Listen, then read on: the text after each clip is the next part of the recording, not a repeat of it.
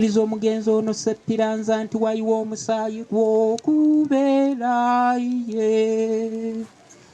Jjukirayi Mukama nti tuli nfuufu, omuntu alinga omuddo b'ekimuli eky'oku ttale. Ayi Mukama, ebibi byange binkanga n'enswala mu maaso go, naye gw'oli wa kisa. Ayi Mukama tuwulire,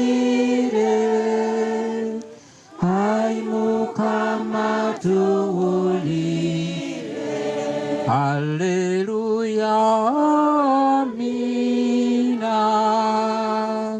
Haleluya, amina. Nzikiriza ng'omununuzi waali, ate ku lunaku olw'oluvannyuma ndizuukira.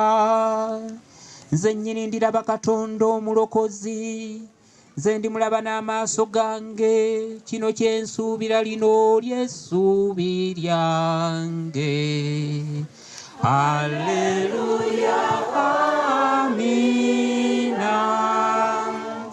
Haleluya, amina. Ayi Mukama tuwulire,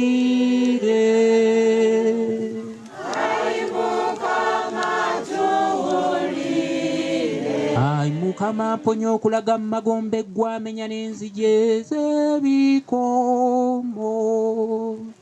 Gwe yatuuka kuba mu magombe n'obawa ekitangaala abo abaali mu nzikiza. Ayi Mukama, bawa ekiwummula ekitaggwaawo n'ekitangaala eky'olubeerera kibakiire. Ayi Mukama tuwulire, Ayi Mukama tuwulire.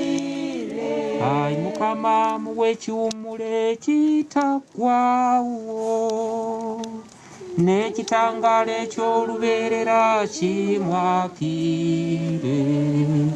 Ayi Mukama tuwulire, Ayi Mukama tuwulire. Ayi Patri nnyini kusaasira, tukukwasa omwoyo gw'omuzaana wono Sepiranza. Tukakasa nti naye alibeera ng'abalala bonna abaafiira mu Kristo ku lunaku olw'oluvannyuma, naye waakuzuukira wamu ne Kristo. Kale nno gwe ow'ekisaayi Mukama, wulira okwegayirira kwaffe, emiryango gy'eggulu giggulwayingire.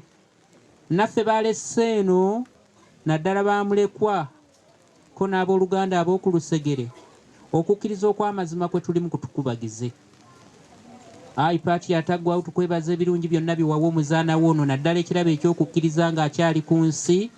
Naffe tugattibwe n'abatuukirivu mu Kristo, kwe tunaategerera bw'oli ow'ekisa, okukkiriza okw'amazima kutukubagize okutuuka lwe tulisinkana mu Kristo.